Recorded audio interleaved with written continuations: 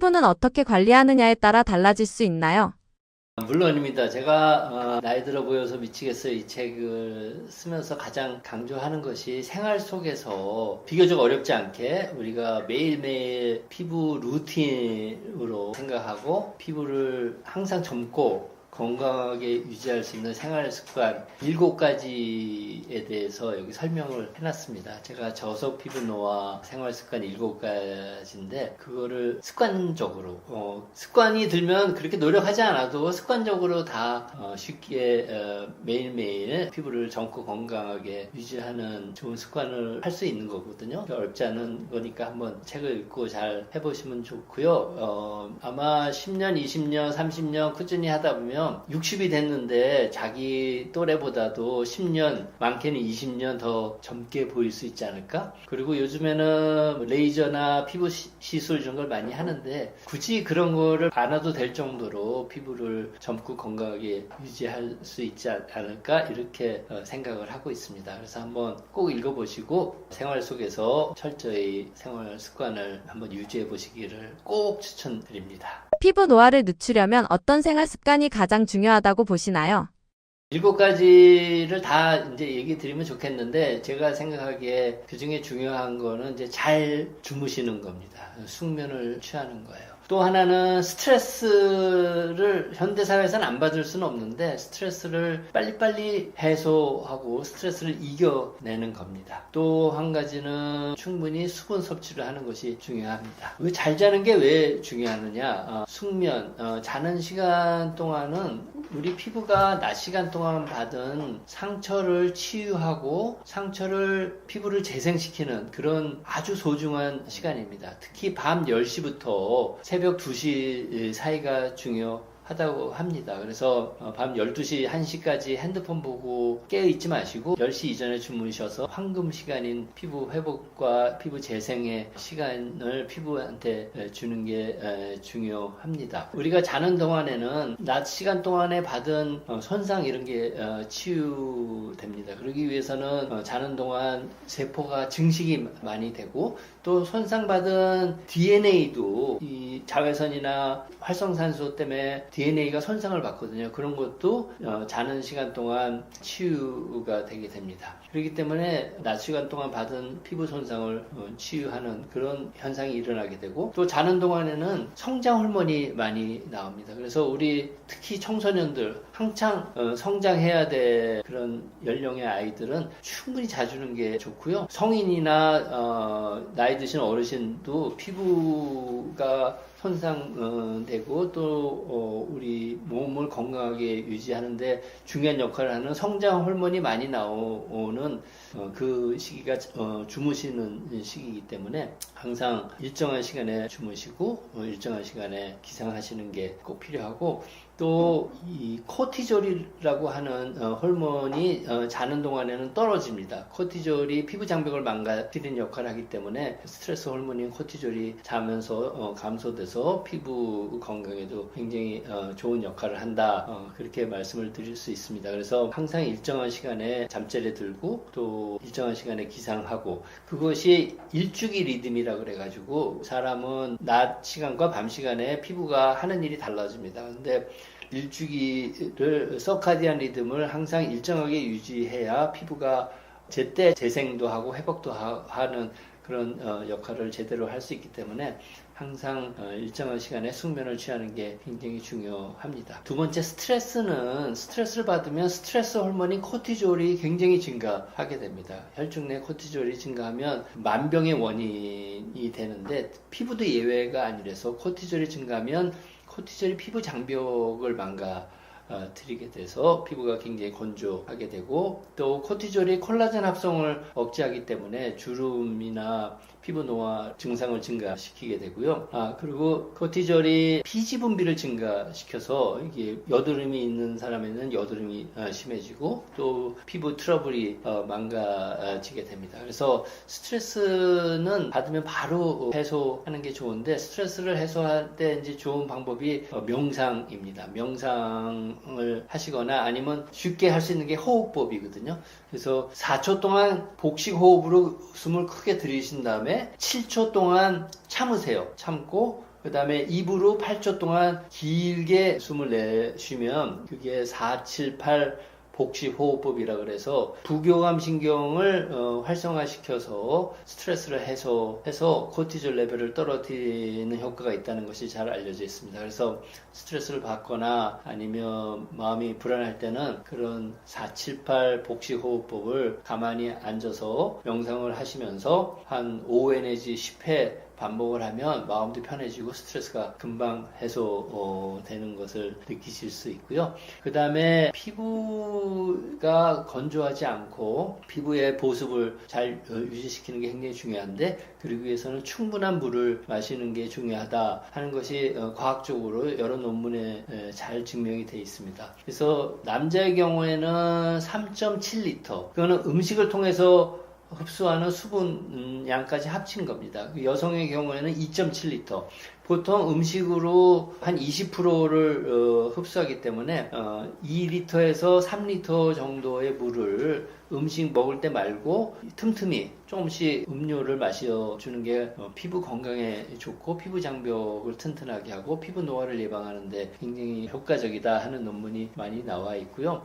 물, 이온 음료 이런 건 괜찮은데 술은 우리가 먹으면 이뇨장이 있어서 술 마시는 양만큼 물이 빠져나가게 되기 때문에 술, 내가 오늘 생맥주 2000cc 마셨다 그랬다고 물 2000cc 마시는 건 아니고요. 그거는 오히려 물 2000cc를 잃어버리는 거랑 같습니다. 그래서 술은 아니고 카페인 음료도 아니고요. 맹물이나 아니면 이온 음료 이런 거는 우리가 마시는 물량에 계산해도 될 것 같습니다. 그래서 잘 주무시고 스트레스 받지 마시고 충분한 물을 마시는 것이 피부 노화를 예방하는 생활 습관 중에 중요한 3가지라고 말씀을 드릴 수 있겠습니다. 피부에 활력을 주기 위해 더 추천하고 싶은 게 있다면 무엇인가요? 네, 한 가지 더 추천한다면 이제 운동입니다. 저는 아침마다 헬스장에서 1시간씩 꼭 운동을 하는데, 운동을 하면 이제 심박수가 증가하고 혈류량이 증가하죠. 운동할 때 피부의 혈류량이 운동의 강도에 따라 다르긴 하지만 어떤 논문을 보면 8배까지 증가한다고 알려져 있습니다. 피부의 피가 8배로 더 운동하는 동안 증가하게 되면 혈액을 타고 산소 공급이 원활하게 되고 또 혈액을 타고 영양분 공급이 원활하게 되기 때문에 피부가 훨씬 건강해질 수 있는 거죠. 그 다음에 코티졸, 스트레스 호르몬인 코티졸을 떨어뜨리기 때문에 굉장히 피부 건강에 좋고요. 또 염증 반응을 억제합니다. 피부에 생기는 염증 반응을 억제하고 그다음에 피부 노화를 억제하는 그런 효과가 잘 알려져 있기 때문에 운동은 규칙적으로 하시는 게 좋고, 운동은 이제 근력 운동도 있고 유산소 운동도 있고 스트레칭도 있잖아요. 그거를 잘 적절히 배합을 해서 운동을 하시는 것이 우리 피부에 활력을 주는 아주 좋은 방법 중에 하나다. 제가 이 책에 자세한 내용을 써놨으니까 한번 참고하시기 바랍니다. 피부를 위해서 절대로 피해야 하는 습관은 무엇인가요? 네, 피부에 염증을 유발하는 행동들, 습관적으로 하는 그런 행동들이 있어요. 그런 걸 피하셔야 됩니다. 제가 아까도 말씀드렸는데 피부에 염증이 생기면 피부에 노화를 유발합니다. 그래서 우리가 그걸 염증에 의한 노화다 그래서 염증 노화, 영어로는 inflammation이라고 제가 아까 말씀드렸죠. 염증이 inflammation이고 노화가 aging이기 때문에 염증 노화, inflammation입니다. 그래서 피부에 염증을 유발하는 습관이 뭐가 있을까요? 햇빛을 보는 거. 우리 자외선을 받으면 피부에 염증이 일어나죠. 또 피부의 온도가 올라가는 거. 열로화 하면 이제 염증이 일어나고, 대기 오염 물질이 피부에 묻으면 이제 활성산소가 만들어지고 또 염증이 일어납니다. 그래서 그런 환경적 요인을 피해야 되고요. 또 피부에 자극을 주는 거. 때를 민다. 때를 밀면 피부 장벽이 망가지고 피부가 건조해지면 피부에 염증이 일어난다. 이건 잘 알려져 있는 거기 때문에 그런 걸 하시면 안 되고, 또 피부에 우리가 더 예뻐지기 위해서 레이저 수술 받거나 또는 뭐 각질 제거를 피부 관리실에서 하거나 하는 것은 반드시 염증을 유발합니다. 그래서 각질 제거는 절대로 하시면 안 되고, 레이저는 피부에 미용적으로 큰 문제가 있으면 한두 번 하는 거는 할 수 있지만 지금 이쁘고 피부가 건강한데 더 이뻐지고 더 건강해지기 위해서 주기적으로 그런 시술을 받는 거는 피부에 염증을 유발해서 장기적으로 10년, 15년 후에 나쁠 수도 있다. 피부에 염증을 유발할 수 있는 그런 환경적 요인이나 아니면 샤워 습관, 목욕 습관 또는 이제 피부 관리실에서 받는 거 이런 것들은 조심해서 신경을 쓰셔야 될 습관이다 이렇게 말씀을 드리겠습니다. 세정제만 제대로 써도 피부 노화를 낮출 수 있다는 이야기도 있는데요. 제대로 씻는다는 건 무엇이고 세정제는 어떻게 골라야 하나요? 샤워를 너무 자주 하거나 아니면 일주일에 한 번씩 목욕탕에 가서 몸을 너무 과다하게 닦으면 피부 장벽이 망가지게 되고 피부 장벽이 망가지면 피부에 있는 수분이 밖으로 많이 도망가서 피부가 건조해지고 피부가 건조해지면 피부가 염증이 생기면 피부가 노화가 됩니다. 그래서 몸을 자주 닦는 건 되게 좋은 습관이 아니에요. 저는 아침마다 헬스장에서 운동을 해서 땀을 많이 흘리지만 저는 땀이 더럽다고 생각하지 않습니다. 우리 몸에서 나오는 거라서. 그래서 저는 아침에 땀을 그렇게 흘려도 세정제를 쓰지 않고 거품을 쓰지 않습니다. 몸을 닦는데, 땀을 닦는 데는. 단지 아침에 머리 하루에 한 번씩 감아야 되기 때문에 머리 감는데, 그리고 거품을 내서 더럽다고 생각하는 항문주의, 이런 데만 좀 닦지, 운동한 후에 전신에 거품을 내지 않습니다. 그 이유는 거품이 피부 장벽을 구성하고 있는 지질 성분이나 당 성분을 빼서 피부 장벽을 손상시키기 때문입니다. 그래서 저는 그걸 잘 알기 때문에 몸을 가능하면 간단하게 닦고 너무 자주 닦거나 오래 닦는 거는 하지 않으려고 하고요. 그래도 우리가 가끔 거품을 내서 몸을 닦아야 되지 않겠습니까? 그럴 때 세정제를 선택할 때는 첫 번째로는 저자극, 우리가 피부에 자극이 있는지 없는지 하는 그런 테스트를 합니다. 그래서 저자극 테스트를 해서 저자극인 세정제를 구하셔야 되고, 두 번째 가장 중요한 게 뭐냐면 약산성 세정제를 구하셔야 됩니다. 세정제 보면 거기 세정제의 산도가 써 있어요. 우리 정상 피부의 산도가 약산성입니다. 산도를 나타내는 단위가 pH라는 게 있는데 pH 5 내지 5.5의 약산성이거든요. 정상 피부가. 그렇기 때문에 당연히 피부를 깨끗이 하는 세정제도 약산성이어야 돼요. 그래서 5 내지 5.5의 약산성 세정제를 사서 사용하셔야 되고, 우리 집에서 많이 있는 그 딱딱한 고용비누 있잖아요. 고용비누는 만드는 공정상 강알칼리성입니다. pH를 재보면 pH 9 내지 10의 강알칼리성. 그 알칼리성인 비누의 거품으로 피부를 닦으면 피부가 산도가 알칼리 쪽으로 변하기 때문에 피부 건강에 굉장히 나쁩니다. 그래서 절대로 고용비누는 사용하시면 안 되고요. 약산성 세정제인 액체로 된 약산성 세정제를 구입해서 사용하셔야 되고, 우리가 이제 거품을 내서 피부에 묻은 지용성 성분을 거품이 제거하는 그런 기전은 이렇습니다. 거품이 계면활성제라는 성분이 이제 거품을 내거든요. 그러면 그 거품이 피부에 묻어 있는 지용성 성분을 이렇게 감싸게 되고, 일단 감싸면 피부에서 떨어지는 거예요. 그 지용성 성분이. 그리고 흐르는 물로 이제 닦아내면은 거품과 같이 피부에 묻어있는 지용성 더러운 것이 제거되게 되는데, 거품이 피부에 묻은 지용성 성분을 이렇게 감싸는데 걸리는 시간이 얼마인가 과학적으로 조사를 해보니까 10초면 돼요. 10초. 그 지용성 기름 성분이 왕창 묻어있다. 그러면 10초보다는 조금 더 걸릴 수 있지만 20초면 충분하다는 겁니다. 그래서 우리가 거품으로 비누질을 할 때 10초, 기르면 10초, 아주 기르면 20초면 충분합니다. 제가 헬스장에서 샤워장에 들어가면 10초, 20초가 아니고 5분 동안 계속 문지르시는 분도 있는 걸 봤는데 정말 피부에 나쁜 겁니다. 피부 장벽을 다 해치는 행동이라서 거품은 가능하면 짧게 하시는 게 좋다 이렇게 말씀을 드리겠습니다. 어느 날 갑자기 피부가 확 늙어 보일 때가 있는데요. 그 원인은 무엇인가요?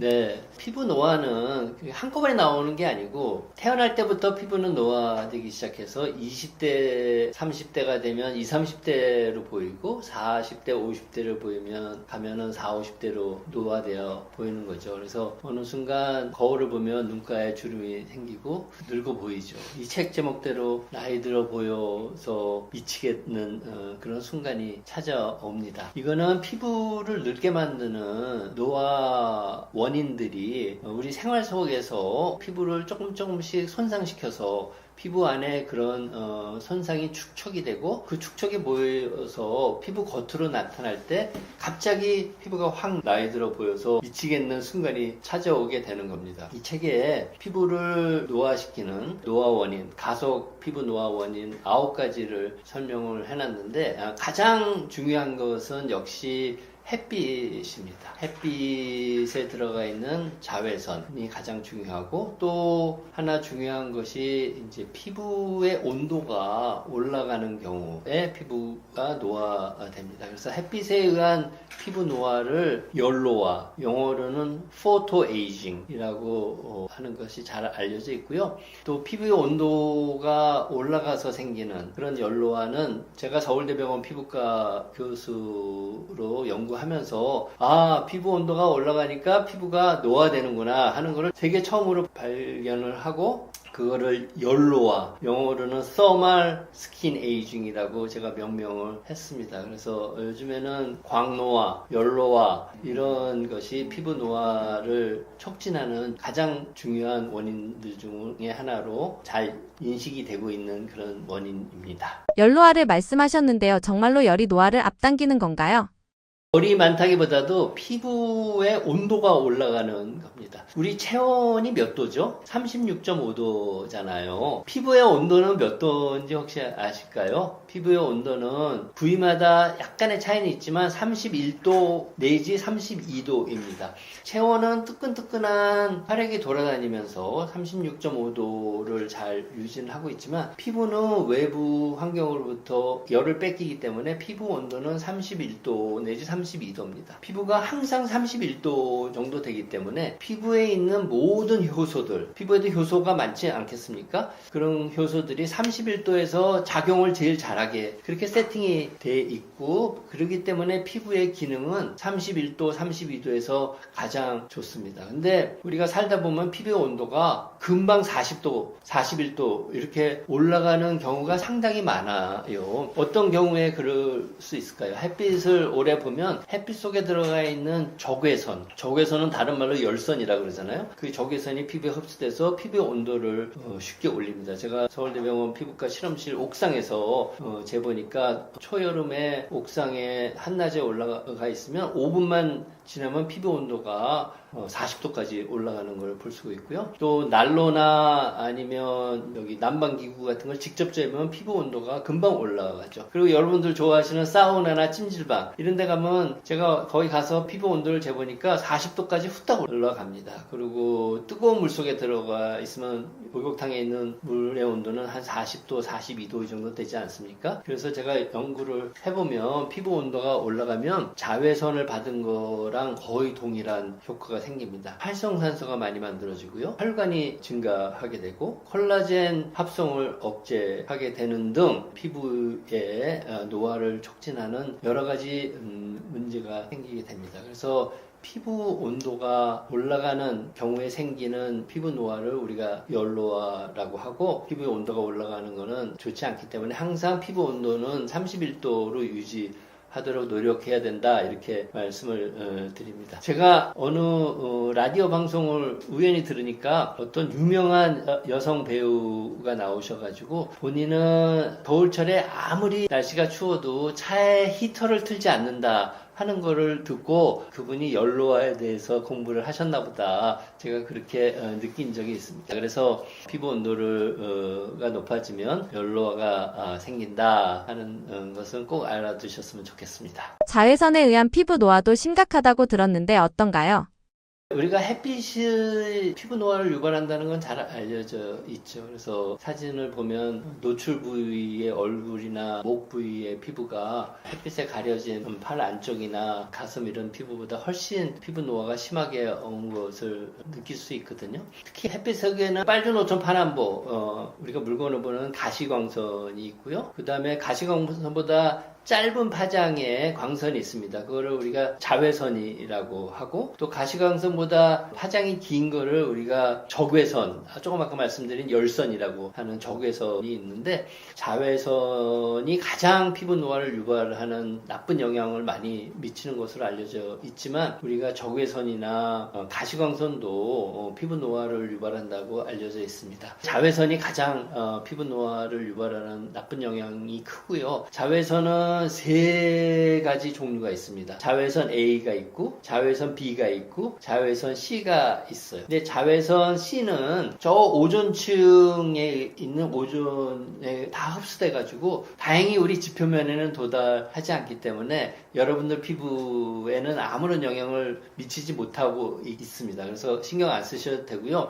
우리 지표면에 도달하는 자외선은 자외선 A하고 자외선 B입니다. 자외선 A가 파장이 길어요. 320 나노메타에서 400 나노메타까지가 자외선 A고요. 자외선 B는 자외선 A보다 파장이 짧아요. 그래서 280에서 320 나노메타의 파장을 갖고 있습니다. 파장이 길면 투과성이 좋아요. 그래서 유리창은 자외선 A가 파장이 길기 때문에 유리창을 쉽게 통과하는데, 자외선 B는 파장이 짧기 때문에 유리창을 통과하지 못합니다. 그래서 우리가 실내에서 햇빛이 들어오면 그 안에는 자외선 A는 포함되어 있지만 자외선 B는 유리창에 걸러져서 실내로 들어오지 못합니다. 자외선 B는 화상을 일으키는 효과가 굉장히 많아요. 화상을 일으킨다는 건 피부에 염증을 한다는 거거든요. 그래서 피부에 염증을 유발하는 효과는 자외선 B가 상당히 많고요. 자외선 A는 활성산소를 만드는 효과가 커요. 그리고 피부를 까맣게 만드는, 피부를 태우는, 멜라닌 합성을 증가시키는 그런 효과가 큽니다. 효과가 상대적으로 크다는 거기 때문에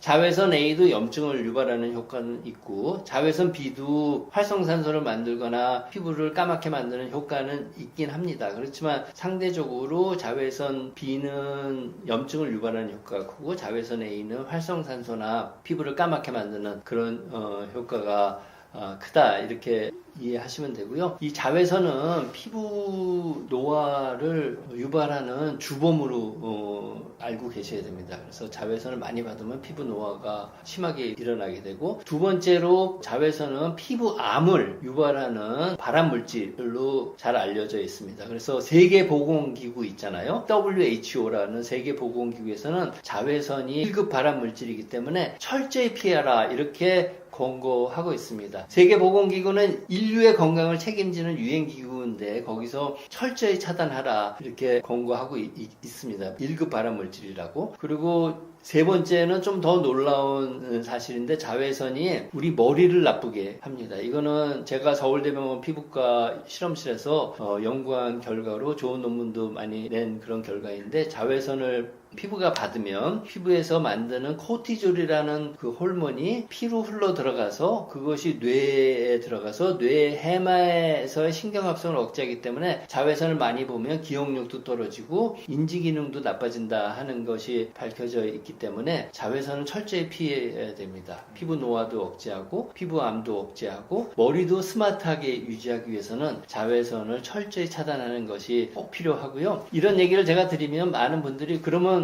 교수님 비타민 D는 어떻게 합니까? 비타민 D는 세계보건기구에서 자외선을 철저히 차단하고, 혹시 비타민 D가 부족할까봐 걱정이신 분은 보충제 형태로 일주일에 한 알 내지 두 알의 비타민 D 보충제를 복용하라, 세계보건기구에서 그렇게 권장을 하고 있습니다. 햇빛을 쪼여서 비타민 D를 만드는 것은 좋은 방법이 아니다, 이렇게 권장을 하고 있는 것이죠. 자외선 차단제를 매일 바르라고 하는데요. 어떻게 발라야 제대로 바르는 건가요?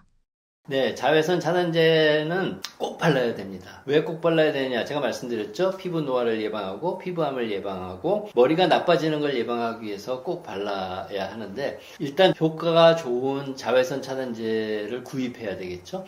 그래서 자외선 차단제를 구입하실 때는 자외선 B를 차단하는 효과가 거기 써 있어요. 그거는 SPF라고 하고 그 뒤에 숫자가 써 있는데 숫자가 50 플러스라고 써 있는 자외선 차단제를 구입하셔야 됩니다. SPF 50 플러스인 자외선 차단제를 구입하시면 자외선 B는 충분히 차단할 수 있고요. 자외선 A를 차단하는 효과는 거기에 PA라고 써 있어요. PA, Protection of UVA인데 PA가 옆에 플러스 표시가 있어요. 하나가 있고 두 개가 있고 세 개가 있고 네 개 있는데 세 개 이상, 3 플러스 이상을 구입하시면 자외선 A는 충분히 차단하는 자외선 차단제다. 이렇게 아시면 되고요. 자외선 차단제를 바를 때 바르는 양과 바르는 횟수가 굉장히 중요합니다. 바르는 양은 제가 보면 일반인들은 굉장히 조금 바르세요. 그렇지만 SPF 50 플러스, PA3 플러스 그걸 잴 때 바르는 양대로 발라야 되는데 그 양은 피부 1cm, 1cm, 가로 세로 1cm, 1cm, 즉 1제곱센티미터당 2mg을 발라야 됩니다. 우리 얼굴 면적이 얼마나 될 거라고 생각하세요? 서울대병원 피부과에서 우리나라 사람들의 성인 얼굴 면적을 잰 적이 있습니다. 수십 명의 성인 남자, 여자의 얼굴 면적을 재보니까 여성의 경우에는 평균 400제곱센티미터, 남성의 경우에는 평균 500제곱센티미터입니다. 그래서 남성의 경우에는 500제곱센티미터인데 1제곱센티미터당 2mg을 발라야 되니까 500 곱하기 2 하면 1000mg을 발라야 되잖아요. 여성의 경우는 400제곱센티미터가 얼굴 면적이니까 400제곱센티미터 곱하기 2mg 하면 800mg을 발라야 되는데 아니 교수님 저울도 없는데 어떻게 1000mg이고 800mg을 압니까? 그 아는 방법이 있어요. 요 손가락 한마디가 를 꽉 짜서 선크림을 꽤 두껍게 꽉 차면 한 500mg쯤 됩니다. 500mg. 여성은 손가락 마디도 좀 작기 때문에 여성의 경우에 꽉 짜면 한 400mg쯤 돼요. 그래서 두 마디를 꽉 짜서 바르면 남자의 경우에는 그게 1000mg이고 여성의 경우에는 그게 800mg입니다. 그래서 그렇게 짜가지고 얼굴 전체에 바르셔야 SPF 50 플러스, PA3 플러스 거기 적혀 있는 정도의 자외선 차단 효과를 보게 되고요. 근데 조사한 논문을 읽어보니까 보통 3분의 1 정도? 권장량의 3분의 1 내지 4분의 1 정도 바른다고 조사돼 있습니다. 그래서 3분의 1을 바르면 자외선 차단 효과가 3분의 1로 감소될 것 같지만 그렇지 않고 9분의 1로 감소되고요. 4분의 1을 바르면 16분의 1로 감소가 되기 때문에 사실 그렇게 바르면 자외선 차단제 거의 안 바르는 거랑 마찬가지이기 때문에 충분한 양, 제가 말씀드린 대로 손가락 두 마디를 꽉 차서 얼굴에 바르셔야 되고요. 두 번째 더 중요한 건 뭐냐면 바르는 횟수입니다. 우리 자외선 차단제를 바르고 밖에 나가면 2시간 동안 자외선 차단제에 들어가 있는 성분들이 자외선을 계속 흡수를 잘 합니다. 근데 2시간 동안 흡수하다 보면은 자외선 차단 성분들의 화학 구조가 바뀌어가지고 2시간 이후에는 더 이상 자외선을 흡수하지 못합니다. 그러니까 2시간쯤 지나면 자외선 차단제의 효능이 다 떨어진다는 거죠. 그래서 2시간마다 반드시 덧발라 주셔야 되는 게 굉장히 중요합니다. 그리고 우리가 자외선 차단제를 바르고 밖에 나가서 생활하다 보면 땀도 나고 하면 땀도 닦고 뭐 이렇게 비비고 하면은 다 닦여 나가기 때문에 또 수영을 하고 그러면 또 수영장 물에 닦여 나오고 그러기 때문에 반드시 2시간마다 덧발라야 된다 이렇게 말씀드리고 자외선 차단제 바르더라도 양산 꼭 쓰시고 챙이 넓은 모자 쓰시고 선글라스 쓰시고 이런 거는 같이 해야 된다 이렇게 말씀을 드리겠습니다. 관리하면 달라질 수 있을까요? 얼마나 걸릴까요? 피부는 타고났다 이렇게 믿는 분들이 상당히 많습니다. 유전이다. 피부 노화를 결정하는 유전자가 있다. 그렇게 믿는 분들이 있는데 사실 연구 결과를 보면 아무리 좋은 피부를 타고나도 엄마 피부도 좋고 아버지 피부도 좋고 하면 애들 피부도 좋을 확률이 좀 높은데 그래도 어떻게 생활하느냐에 따라서 피부 노화 유전자가 발현이 안 되는 경우 또 생활 습관이 나쁘면 노화 유전자가 발현이 되는 경우 그런 경우가 잘 알려져 있어서 타고나는 경우는 한 20% 정도뿐이 결정이 안 되고 그 이후에 어떤 좋은 습관을 갖고 생활하느냐 그것이 더 중요하다 이런 것이 잘 알려져 있습니다. 그래서 이 책에 써 있는 9가지 가속 피부 노화의 원인을 피하도록 노력하는 게 굉장히 중요하고요. 또 피부 노화를 억제하는 7가지 생활 습관도 제가 여기 적어놨는데 그 생활 습관 그렇게 어렵지 않습니다. 생활 속에서 누구나 할 수 있는 그런 생활 습관이니까 그런 것도 잘 지키시면 피부를 항상 젊고 건강하게 유지할 수 있다 이렇게 말씀을 드립니다. 네, 안녕하십니까. 저는 서울대병원 피부과 명예교수 정진호입니다. 저는 서울대병원 피부과에서 31년 6개월 동안 교수로서 환자 진료도 하고 또 학생들 교육하고 또 연구실에서 대학원 학생들하고 피부 노화에 대해서 연구를 오랫동안 해왔습니다. 제가 65세가 넘어서 1년 반 전에 정년퇴직했습니다. 현재는 환자 진료는 하지 않고 제가 피부 노화에 대해서 연구한 결과를 활용해서 화장품도 만들고 또 연구한 결과를 활용해서 발모제도 개발하고 또 피부 질환을 치료할 수 있는 신약을 개발하고자 조그만 벤처 회사를 13년 전에 창업을 했습니다. 그 벤처 회사 이름이 주식회사 정진호 이펙트라고 하는 제 이름을 딴 회사인데 그 회사의 대표이사로서 현재 열심히 연구하고 있고요. 제가 만든 화장품은 12가지가 있는데 피부 노화가 왜 생기는지를 서울대병원 피부과 교수로서 연구를 잘 했기 때문에 그 연구 결과를 활용해서 피부가 왜 생기는지 제가 이해를 하고 있으니까 그거를 예방하고 치료할 수 있는 방법도 개발을 잘 할 수 있지 않았겠습니까? 그런 결과들을 활용해서 화장품을 판매를 하고 있고요. 써보신 분들, 이런 화장품이 있구나 해서 써보신 분들은 굉장히 만족하고 계시는데 몰라서 못 쓰시는 분들은 사용할 수 없으시니까 좀 손해를 보시고 있다 이렇게 생각이 되고요. 제가 오늘 이 책은 나이 들어 보여서 미치겠어요 라는 책인데 제가 피부 노화를 연구하면서 느꼈던 거 이거는 피부 노화의 원인이 이런 건데 생활 속에서 이런 습관을 갖고 생활하면 피부 노화가 진행되는 거를 상당히 예방하고 막을 수 있겠다. 그런 걸 많이 느끼기 때문에 그런 거를 여러분들한테 알려드려야겠다 하는 마음에서 썼습니다. 피부 노화를 촉진하는 9가지 원인하고 피부 노화를 억제하는, 피부 노화를 천천히 하게 하는 7가지 습관에 대해서 주로 썼습니다. 책 제목 마음에 드시나요? 나이 들어 보여서 미치겠어요 라는데 사실 가려워서 미치겠어요. 제가 서울대병원 피부과에서 가려움증 환자를 많이 봤거든요. 서울대병원 피부과가 이제 진료 시간이 짧다 보니까 다 주의사항 같은 걸 설명을 못 해드려서 가려움증 환자분들한테 드려야 될 주의사항 이런 거를 책으로 해서 가려워서 미치겠어요 라는 책을 하나 내서 우리나라 가려우신 분들은 많이 읽으셨을 거라고 생각합니다. 그 책이 우리나라에서도 많이 팔리고 대만과 러시아에서도 지금 번역돼서 많이 팔리고 있거든요. 그래서 책 제목을 그 미치겠어요 시리즈로 나이 들어 보여서 미치겠어요. 피부가 너무 나이 들어 보여서 속상하신 분들이 읽으시면 굉장히 도움이 될 생활 습관들을 적어놨고요. 또 생활 습관으로 만족 못하겠다. 그러면 제가 연구해서 개발한 화장품 바르시면 훨씬 도움을 받으실 수가 있을 겁니다. 유튜브를 잘 봐주셔서 감사드리고 여러분들 피부가 항상 젊고 건강하게 유지되기를 정말 바랍니다. 감사합니다.